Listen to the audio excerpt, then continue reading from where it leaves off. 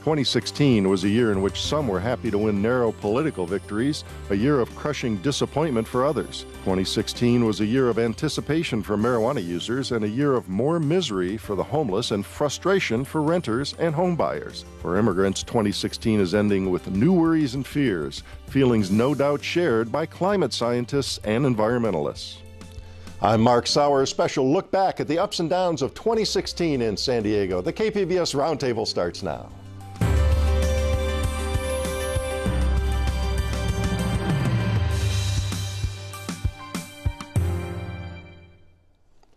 Welcome to our discussion of some of the top stories of 2016 with the KPBS reporters who covered them. I'm Mark Sauer. Joining me at the KPBS Roundtable today, our investigative reporter Amitha Sharma. Hi, Amitha. Hi, Mark. Glad you're here today. Metro reporter Andrew Bowen. Hi, Andrew. Hey, Mark. Glad to see you here back again with us. Eric Anderson, who covers business and the environment for KPBS. Hi, Eric. A pleasure, Mark. And our Fronteras reporter Jean Guerrero. Hi, Jean. Hi, Mark. Well, we got lots to cover today on this look back at 2016. Let's start with the election and two of the tightest races in a long time, both very surprising here in San Diego. It took weeks to determine that Republican Darrell Issa barely hung on to his safe seat in California's once safe seat, that is, 49th District. Amitha, who was this neophyte Democrat who gave Issa such a run this year? The neophyte Democrat was Doug Applegate. He's a retired Marine colonel and a lawyer. And what you said about the 49th Congressional District being safe, it's always been considered a safe Republican district. Issa cruised for years. Absolutely. And he thought he was going to cruise to a 9th congressional term. But this 49th Congressional District, which straddles the northern coastal cities of San Diego County and a portion of southern Orange County, has changed a little bit. Even though Democratic registration has been steadily rising, it's still a safe Republican district. It's Republicans number, I think they're like 6.5 percentage points. They have a 6.5 percentage point advantage over Democrats. But what changed this election was the presidential race. Even though Issa had endorsed Senator Marco Rubio for the Republican presidential nomination, he eventually got around to backing Trump. And he really, really encouraged his Republican colleagues to do the same, arguing that a Trump was far more preferable to what he considered was Hillary Clinton's corruption. Okay, and Applegate tried to hang him with Trump, and Trump wasn't that that excited locally here. I remember an interview on KPBS. Yes, so Applegate really did try to hang him, but also remember that Issa was a staunch critic of the Obama administration. So clearly Applegate saw a vulnerability, and he shocked a heck of a lot of people. How close did he come? Well, he came within 5 percentage points of Issa in the June primary, and everyone started taking notice. So Democrats started raising money for him, and eventually they raised something like $5 million in independent expenditures for Applegate. In fact, Obama himself raised money for Applegate. And so he came within 1,600 votes in the end. That was one of the tightest races, and I mentioned at the outset, there was another very tight race here, too. That thin victory belonged to Kristen Gaspar. Tell us about that race for the county supervisor seat. Well, you know, that's an interesting one because voter registration was really, really high in San Diego County. It was about 77%. And Democrats have, I think, something like a 7 percentage point lead over Republicans overall in the county. So you have to think that it was that big scandal in which Democrats. Dave Roberts, early on, he had all those problems in his office. Right, he was accused of misspending county funds and behaving inappropriately with his staffers, and eventually the county had to pay out something like $310,000 in civil litigation. That really hurt him. So that was a mark that just didn't go away. Kristen Gaspar was unrelenting on that point. She basically presented herself as the scrupulous option. And again, that was very close. Just 1,200 votes separated those two in the end, even though it looked like Roberts was ahead on election night. It just kept eroding as we went here. And it's so unusual because it's been, what, a couple of decades since an incumbent lost on the county board of Suits. Since an incumbent lost. And he was, you know, the first Democrat in a heck of a long time, and he didn't last. But you can't have a scandal that big, especially in the first few years of office, and not expect it to affect you. Drag around with you. Let's shift to another vote that wasn't really close here, marijuana. Californians said, let's legalize pot, and there was some, Andrew, you wrote a story here recently, there was some rejoicing by a certain segment of the population when that vote went down. Yeah, so, well, it not only passed widely in California, but also in San Diego by pretty much identical margins, 57% approving. So one of the things that Prop 64, which legalized marijuana, did is it legalized possession and cultivation and transporting of small amounts of marijuana for anybody over 21 years old. It also changed a lot of the laws, the criminal laws that are behind, our marijuana drug policy, downgrading a lot of felonies to misdemeanors. And that applies not just to people who are currently charged with crimes or who are, would be charged with crimes today if it weren't, for the changing of the laws. Also, it applies retroactively, going all the way back to the worst or the harshest years of the drug wars. So people who got caught up in that, who got felony convictions and have been living with those on their records, can now have a chance to actually go back and apply for retroactive resentencing and sort of clearing their name, so to speak, so that they can get their lives back on track. And are people getting out of jail, too? People have gotten out of jail. They're last I checked, which was when I spoke with the district attorney and the public defender's office, which was a few weeks ago, they said that about 20 people had been released so far. Dozens of others are having reduced sentences. A lot of these people, so decriminalization of marijuana has been happening for a long time in California. Small amounts are already just infractions. They're not even misdemeanors, like the equivalent to a traffic ticket. But there are some people who have been charged with, sort of harsher marijuana crimes, who are actually seeing the benefits of the criminal justice provisions in Prop 64. All right. Well, lots of stuff to report on as San Diego moves ahead and sets up a program to distribute and get people this legal marijuana now. Yeah. So the city is right now discussing how they're going to license recreational marijuana sales or shops that sell recreational marijuana. I think that the wide margin of victory for Prop 64 in San Diego is really going to inform the way that the city council crafts those things, because they can't say anymore San Diego doesn't want legal marijuana. Yeah. It's very clear that this is popular and people are not interested in criminalizing. Well, we'll see how they handle it. Let's move on to another story that dominated again in 2016, the Chargers. Eric, are they finally going to announce next month they're gone? We're going to know by the middle of next month whether or not they're gone, but there's been a lot of speculation in the media, unnamed sources coming talking about what the Chargers are going to do, and all of them point that they're probably going to be moving up to Los Angeles. Whether or not that turns out to be the case, we'll find out in the middle of next month when Dean says that he'll make that announcement. They have an NFL deadline, the 15th of January. Yeah, the clock is ticking here now. 4 council members did offer this 99-year lease, $1 a year. Boy, that sounds like a great deal, and that's really not a new idea, is it?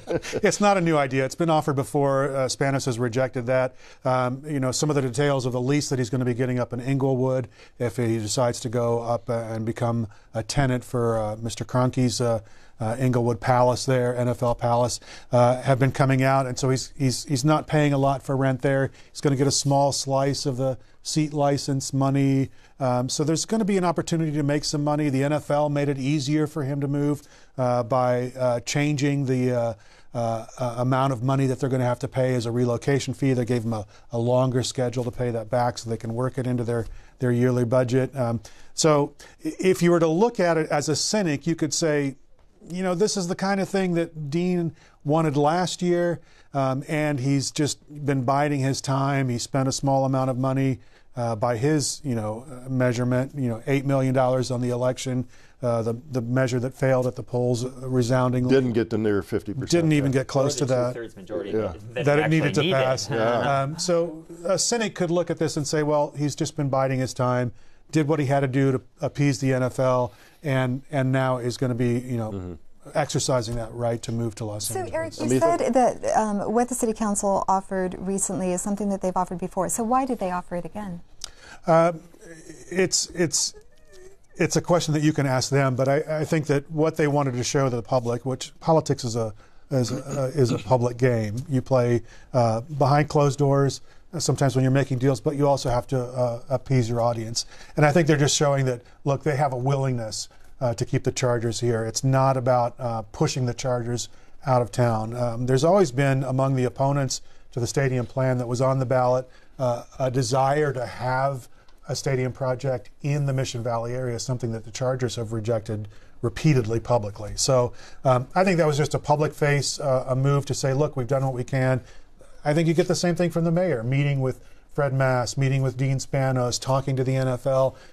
They're doing due diligence, but in the end, it's Dean Spanos' ball, and he's going to decide to play with it where he wants to play with it. Well, we'll certainly find out, as you say, the middle of next month, and then all the speculation on what happens if they do go, and that property in Mission Valley, TOT tax, all sorts of fun and possibilities. And oh boy, I can't fodder wait. for our show next week. All right, we're going to move on. The issue of immigration reform was a big part of the news in 2016. Gene, your story on the Eagles of the Desert focused on one consequence of our current immigration policy. Start by telling us who are the Eagles and what's the story about? So the Eagles are a group of volunteers who go out to search for missing migrants at the border. They either save people who are dying of dehydration, or more often they're recovering remains, and just to help give families closure. And that's what I went out to do with them. And you went along with them on a hot time in September here this fall? Yeah, it was very hot. It was over 100 degrees, and we hiked for about 8 hours. Okay. Now, any stats on how many folks try to cross and don't make it? So, I mean, it fluctuates a lot per month, obviously per season, but yearly, according to the Customs and Border Protection numbers, which are the most official ones, hundreds, between 300 and 500 a year. Mm-hmm. And you were, the trek you took there in September, you were looking for a particular person. What happened in that search that day? So his name was Marco Antonio Garcia. He's a Mexican man who just had a baby. He wanted to help. He wanted to send U.S. dollars to his family in Mexico. And he'd been missing for a couple months. A drug mule called the family, said he'd come across his body in this rough location. Apparently the body had a phone on it, and so he called the family and said, here's where you can find him. So that's the information that we were using. We ended up finding remains that fit the description of the location. So we were pretty sure that this was Garcia, but after it was transported to the medical examiner in Pima County, they found a SIM card on the remains that led us to a missing Guatemalan man. We still don't know if these remains belong to the Guatemalan man who's missing or Garcia. Sometimes these migrants carry false IDs, other people's identifications, because when Border Patrol stops them, they don't want to have a record. So it's very difficult and very tough and grim work months, as you go. Now let's talk a little bit about what happened nationally in this election. We alluded to that at the Open today. Of course, Donald Trump is going to build this wall. He's going to block immigrants from coming by. What's the practical matter when a wall does get extended? Because we do have partial walls in place around cities, right? Right. I mean, so what we've seen is that the longer the fence is, the more that these migrants are funneled into remote desert areas like the ones that I was searching in. It actually hasn't been proven to stop the flow of migrants. It just reroutes the migrant traffic into the desert. And the logic behind that was initially, well, it'll deter a lot of people from coming. We haven't actually seen that to be the case. What it's done is simply led to these massive amounts of deaths in the desert. Because people are that desperate to get into the United States. Yes, exactly. They're fleeing violence. For them, it's already a matter of life and death, so they know the risks and they take them anyway. Right. So, Jean, with this wall proposal, though, are there places that this wall, if it ever gets built, would go that would simply prevent anyone from crossing? So, I mean, initially when I started reporting this story, that was one thing I wanted to explore, because I was thinking, maybe if Trump does manage to build this wall, sealing off the entire land border, we won't see any more deaths because there won't be any more places for them to cross. But what the group believes is that, well, first of all, Border Patrol themselves and engineers have said it's impossible to actually seal off the land border because of the mountains and the floodplains. So the most dangerous places to cross are going to have to remain open. But let's say he was able to seal off the land border. I spoke to some immigration researchers who said, well, they'll build taller ladders, they'll build tunnels. I mean, we've been seeing tunnels. Line, right? build a 20-foot wall, and I'll show you a 21-foot ladder. Exactly, and they just people will find a way to get around that physical obstacle. Well, he's not even really talking much more about the wall since the election. You know, maybe it's like lock her up with Hillary Clinton. That was just something to get elected, and let's forget about that. Yeah, the more likely scenario is he will make the fence longer and taller and stronger. We don't know exactly what that's going to do, but people are kind of nervous about the deaths. All right, before I leave this topic, I did want to say, what was the reaction to Trump's victory here along the border region? So a lot of immigrants and their families are worried, especially because we have almost 30,000 people, young people who benefited from DACA, which is a program that gives a sort of deferred deportation and work permits to immigrants who arrived here when they were children, prior to the age of 16. Trump has promised to revoke DACA as well as many other executive actions that Obama put through. So a lot of these immigrants are worried, like, well, what does that mean? Does that mean I'm going to get my work permit taken away? Or worse yet, am I going to get deported? A lot of them don't even speak Spanish. So we're just going to have to see with all of that stuff come January 20th when we have the new president. All right, we are going to move on. Already very pricey. The cost to buy or rent housing continued to soar in 2016. Andrew, you wrote about an unlikely alliance of developers and environmentalists. What did they get together on? What are they agreeing on? Yeah, so this new alliance is called Housing U Matters. It's been written about in the San Diego Press and actually got some attention from the New York Times recently. And it's basically a coalition of a number of different groups, environmental groups, developers, affordable housing advocates, and they're all coming around this idea that housing in San Diego is extremely expensive, and much of the reason why it's so expensive is we're just not building enough of it. So we have this restricted supply of housing, a growing population, and the rent collectors and property owners are just seeing their, making more and more money off of that restricted supply because people are getting increasingly desperate to actually find a place to live. Mm-hmm. So the idea is density, and we've got to end this sprawl. And some people, where they're making plans, Poway was an example you gave. Yeah. They're real crazy about this whole idea when it comes to their neighborhood. So density is a controversial topic for a lot of people. Basically, developers support it because they can make more money off of a single parcel of land. If you're collecting rent on, say, 20 apartments as opposed to a single family home, you're making more money off of that land. But it faces a lot of barriers. There are regulatory restrictions on it. Cities can say, well, you can only build a certain number of housing units in this particular area. There are residents who oppose it. They say it doesn't fit in with the character of our neighborhood. It's going to increase traffic.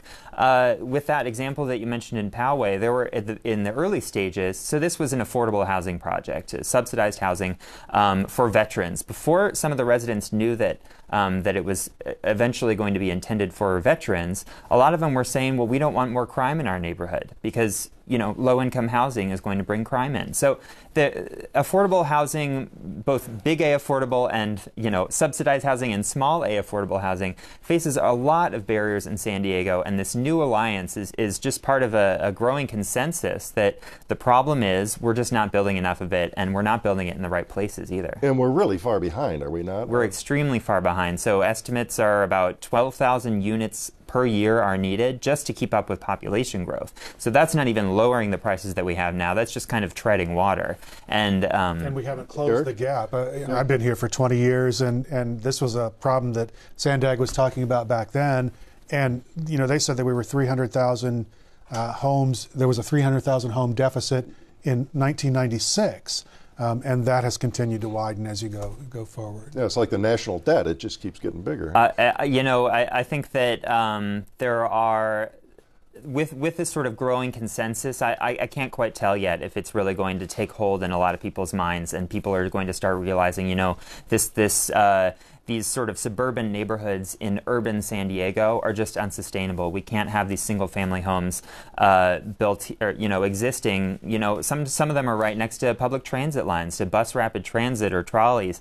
You can't sustain that sort of very, very small-scale housing in a city that has such great housing needs. Mm-hmm. Do we wind up being an even more exclusive area? I mean, the median price of housing since the big downturn in 2008, 2009 has come roaring back. I mean, you may even have those figures, Eric. I mean, it's up near $500,000 for the median. Yeah, it's over $500,000 for a median-priced home. You know that the interesting thing about now and in '07, when we were at the peak of a bubble, and the prices were at this level, is that we were at a bubble, and there was this sort of frenzy of home buying. It crashed, the values dropped, and now they're back up. But you don't get the sense this is the frenzy. You get the sense that this is the market balancing the demand and the need for housing. So homeowners are very happy about it, I must say, because it's their home value, it's their wealth that's been increasing. Right. And I think we're going to start seeing more attention paid to the real economic consequences of this crisis. So younger people are not able to afford living in San Diego, so that limits the supply of your young workforce, of young creative people who are going to be filling those jobs, and people are spending more of their income on housing. So that's going to restrict their disposable income to spend on goods, on services. This is really reaching crisis level, both here in San Diego and in California and really a lot of other places. All right, I did want to shift now, and we mentioned the climate aspect of this and the sprawl and the transportation. Local environmentalists see a huge threat from Donald Trump and his cabinet of climate change deniers, rather remarkable collection of folks. What can we do here in California and in these cities such as San Diego and others in the county that have their own climate action plans? Well, this is kind of the year of the climate action plan here in San Diego County. You've had much more movement in this direction than ever before. San Diego passed a plan that's unprecedented in its scope and what it promises to do. But that said, the folks who have been pushing for action on this climate change issue and measuring where we are still don't think we're anywhere near where we need to be. We have 19 municipalities in the county. Only 7 have made progress toward a climate action plan. Only 1, San Diego, is considered to have met the gold standard, kind of met all of the different things like a legally binding plan, something that addresses greenhouse gas emissions, density, that addresses transportation, kind of meets all those standards that they look for in a climate action plan.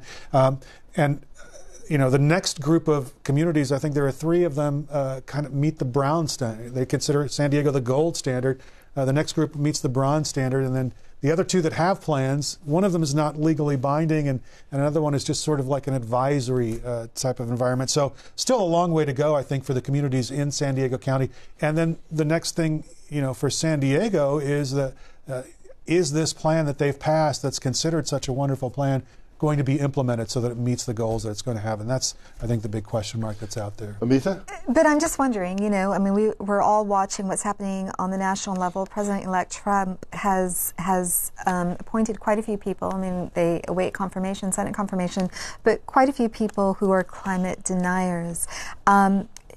These climate action plans at the local level, how much value will they have and even if the these state people level are confirmed? Right. Well, I think a lot of the energy that's driving the adoption of the local climate action plans is the fact that the state of California has set goals for communities to do that. Governor Brown quite adamant about it. Yeah. The state legislature has also been forward-thinking in that level. And so I think it'll be interesting to watch and see how much influence the federal level will have here in California.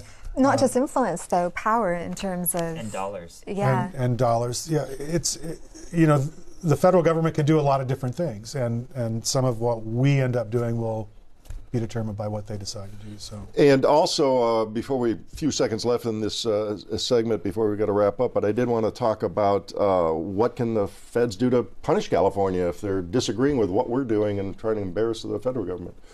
I think that's all purse strings question, right? Mm-hmm. If the federal government wants to be punitive, it certainly is their option. I'm not sure what we can do to stop that from happening. But it's a political arena. It's a political question in many ways, and that means that there's going to be discussion. And I think we have to see how that discussion plays out. One thing, if you think that these climate action plans are the way that California should be moving, then you can kind of see that, and you can be encouraged that Governor Brown also supports that direction. Well, it'll be interesting to talk about in the new year. Plenty for the show in the coming year, 2017. That does wrap up our week of stories at the KPBS Roundtable. I'd like to thank my guests, Amitha Sharma, reporter Andrew Bowen. These folks are all from KPBS, Eric Anderson, and KPBS Front Terrace reporter Gene Guerrero. A reminder, the stories we discussed today are available on our website, kpbs.org. Mark Sauer, thanks for joining us today on the Roundtable.